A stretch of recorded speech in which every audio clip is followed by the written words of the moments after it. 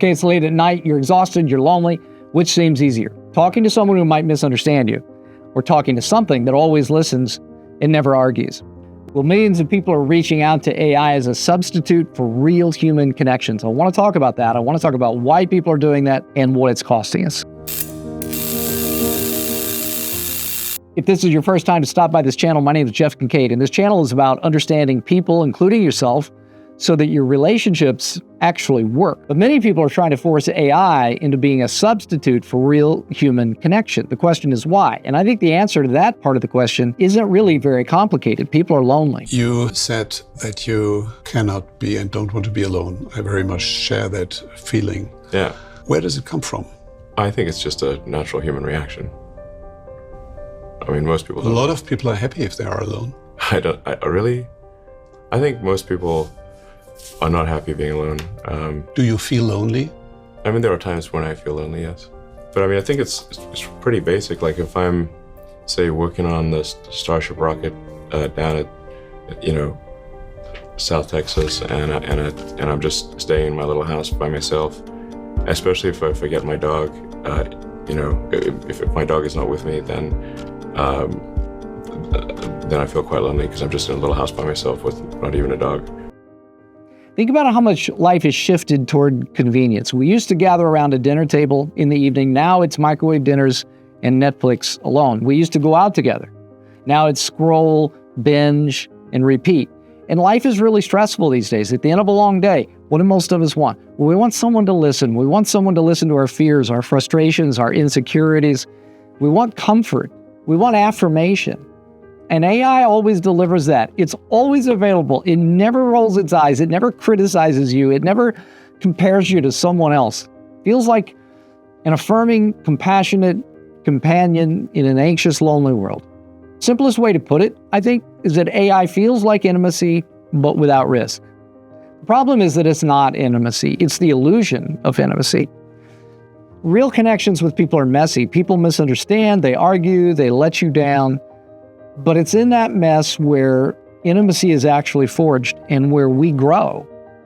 Now, I want to make sure that I'm clear. I'm not saying AI is all bad. It's a really powerful tool, and it can make us more efficient. It can help us learn. Technology can be a real gift.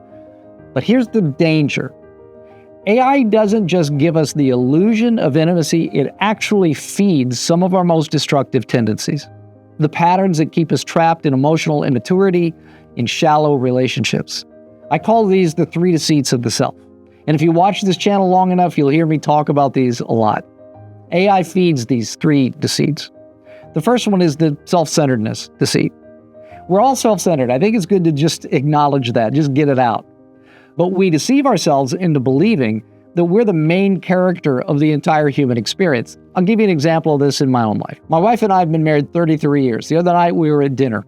And I spent the whole time talking about my day. She listened. She was great. She asked questions. She engaged. And then she started sharing about her day. And within 2 minutes, I hijacked the conversation back to me. I used her story as a bridge back to my story. Now, here's the thing. AI wouldn't mind. AI doesn't have a day. It doesn't have a life. You can talk about yourself endlessly, and it's just going to listen. But you're never challenged to step out of yourself. And that's incredibly unhealthy. Real people force you to step out of yourself. AI just reinforces your self-centeredness. And if you've ever been around a person who's really self-centered, who's never been forced out of that, you know how nauseating that can be. That's what AI is doing to you. It's reinforcing your self-centeredness. The second deceit is the self-justification deceit. You and I will believe anything that allows us to be the hero of our own story. We will rationalize, we will justify, we cast ourselves in the best light. Do you remember the movie Inglourious Basterds? I never watched it. Oh, it's one of the greatest films ever made. I mean, I cannot recommend it enough. Christoph Waltz, who plays the Nazi, plays the main Nazi, he's chillingly brilliant. How good he is in this Nazi role, right? And he's relaxed, and he's got a sense of humor. He doesn't play this caricature of evil, you know? That's one of the reasons he's so chilling. He's so good at it. So he was on a talk show when he was promoting the movie, and the host asks him, "What did you have to do as an actor to play evil so effectively?" And he's got this look of total confusion on his face. He doesn't understand the question. He goes, what? And the host says again, you were so good. What did you have to source yourself from to play evil? You were so scary. And he looks at the host and goes, he wasn't evil. And this is why he was so good at his role, because what he understood is no one thinks they're evil. Everyone thinks they're on the side of good. And AI will never challenge that. It will affirm you. It will tell you the problem is always someone else, that you're right, that they're wrong. Here's the truth, though.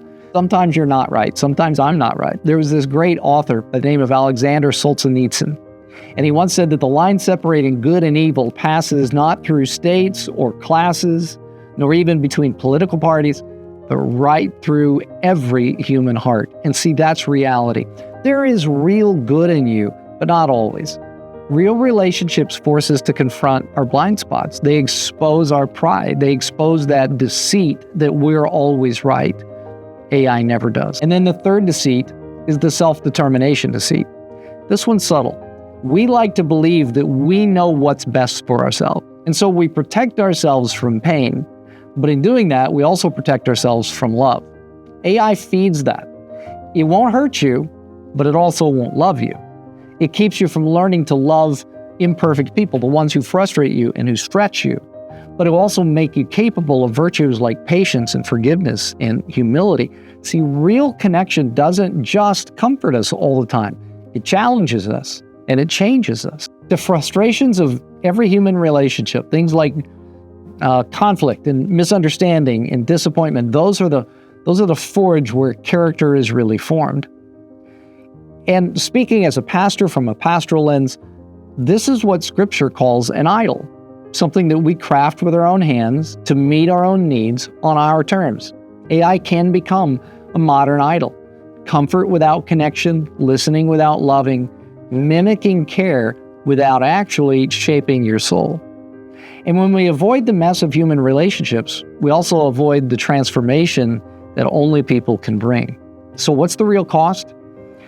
It's not just that we lose connection, it's that we lose our capacity to connect. And that is the loneliest and most dangerous place that you can be. So here's the challenge. Call a friend, even if it's awkward. Invite someone over to your house, even if your house isn't perfect. Let yourself wrestle with the beautiful, frustrating mess that humanity is. AI can keep you company, but only people can make you whole. Hey, if this video resonated with you, you might want to watch this video on perfectionism and why it makes you lonely. It goes even deeper into why we avoid connection sometimes in the first place.